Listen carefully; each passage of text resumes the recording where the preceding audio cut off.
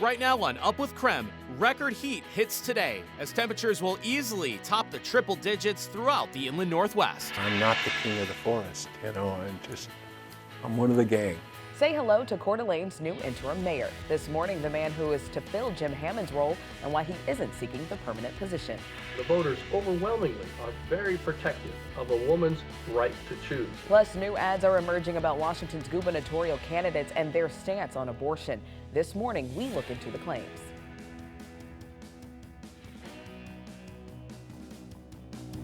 Up with KREM begins now. Well, good morning, everyone. Thanks so much for joining us here on Up with KREM on this Friday morning. I'm Channing Curtis. Let's get right over to the forecast because we do have a weather impact alert day that meteorologist Thomas Patrick is telling us all about. Good morning. Yeah, good morning, Channing. I know we've made it to Friday, but we've also made it to the hottest day of this early August heat wave here. Even yesterday got up to 101 degrees, a record tying day. It was also the 7th day at 100 or above, only to be outdone by today's forecast of 104 degrees.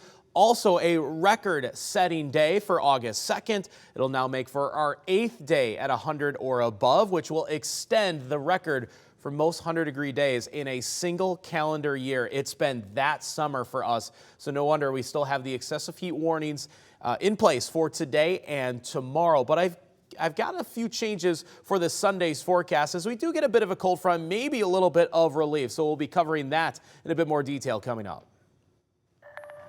All right, as you are waking up and getting ready for your morning commute, we're taking a live look right now at I-90 and Jefferson right here in Spokane.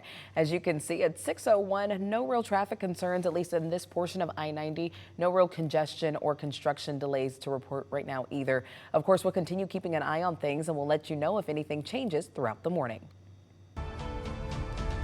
Now, due to this heat wave we're experiencing, the City of Spokane's cooling centers are once again open for everyone to use.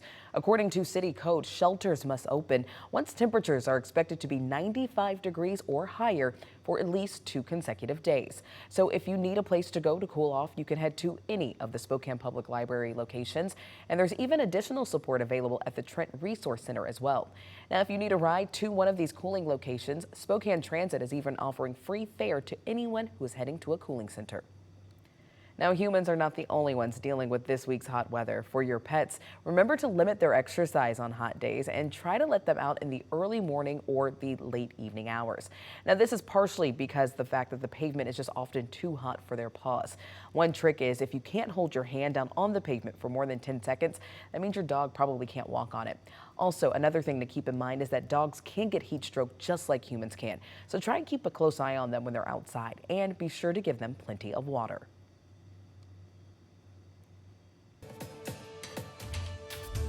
This morning, we now know that at least 143 buildings were destroyed in the Quinn fire. That's according to the National Interagency Fire Center.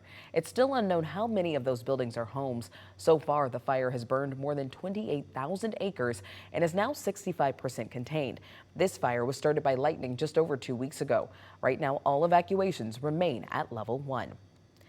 In the meantime, though, level 3 go now evacuations for the Swawilla fire are still in place for the town of Keller. The nearly 49,000 acre fire is now 60% contained. DNR says that right now the Keller ferry is only open to people who live in the area or people who need to evacuate. Well, this morning, we're hearing from the man who will be stepping in as Coeur d'Alene's new mayor. KREM 2's Shannon Mounty takes us through how longtime city councilman Woody McEvers is feeling ahead of his new position that starts next month. Self-described old hippie kid, Woody McEvers says he is not a political guy, but he does want to make local government more accessible to the people of Coeur d'Alene. Having served inside City Hall since 2002, Woody McEvers knows a thing or two. That's why this happened to me. Probably, you get to work with 22 years, 3 different mayors. And he'll soon be the next mayor of Coeur d'Alene, taking over the remainder of Jim Hammond's term when he retires. McEvers may not have aspired to the role. His passion for public service rivaled only by his love for serving up all-day breakfast. I'm a restaurant guy. I work with the public every day. Make sure your eggs are cooked right, wash your dishes. Owning Rustler's Roost for 41 years, McEvers is a back-of-house guy.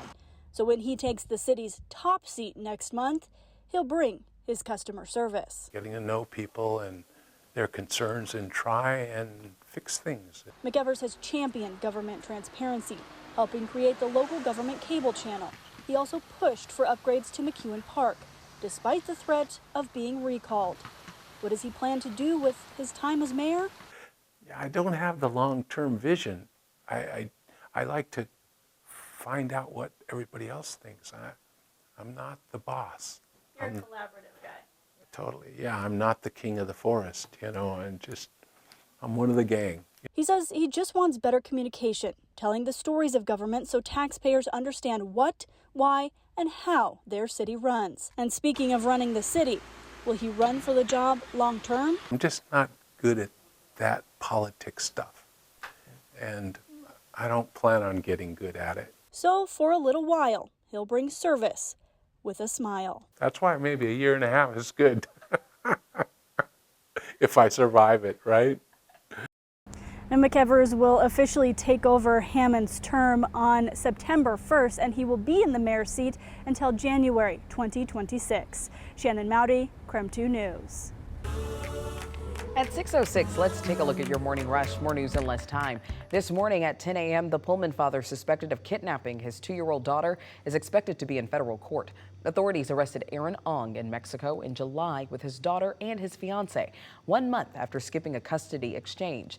The U.S. Attorney's Office says he arrived back in Whitman County yesterday after being held in Arizona. Ong is now facing international kidnapping charges. Yesterday, Skylar Meade was booked into the Nez Perce County Jail to face murder charges over the death of a Julietta man. Meade is accused of killing 83-year-old James Mowney near Leland, Idaho, while on the run from police. The Idaho prisoner broke out of a hospital in Boise. In March, he led police on a 36-hour manhunt across the state. Meade and his alleged accomplice were indicted back in June on those murder charges.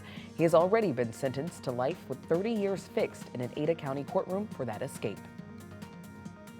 Washington's first ever case of chronic wasting disease has now been detected in Spokane County. The Washington Department of Fish and Wildlife confirmed the case in an adult female white-tailed deer found dead in the Fairwood area of North Spokane. The disease has been detected in 34 other states. So if you hunt in the area, you're now strongly encouraged to have your game tested. The disease is ultimately deadly to deer, elk, and moose. That's a look at your morning rush. As we take you outside to our outdoor weather center, still comfortable this morning, but obviously going to be very, very hot by this afternoon as excessive heat warnings do continue for today and tomorrow. Though our current temperatures, low 70s. 72 for the low today is among some of the warmest low temperatures that we'll ever get in the summertime here, and even that could be setting some record warm lows as well. Still, if you need to do anything outside, like just take the dog out for a walk, you want to do it now before it gets scorching hot outside, especially in terms of the pavement as well. Now, I've been also looking ahead at this weekend because while today will be the hottest day, I actually made some big changes to Sunday's forecast by giving us the addition of some rain chances in the morning hours, and I dropped the high temperature forecast by quite a few degrees. So some big changes on Sunday. We'll show you where those rain chances might be at their best, but also at the same time, the heat wave is going to continue for quite a few more days. We'll have that breakdown in your 7-day forecast coming up. Well, as we sink into the heat wave of this weekend, you might try some different tips and tricks to keeping you and your family cool. So coming up in the next 3 minutes, our National Verify team looks into how you can keep your house cool while saving some money.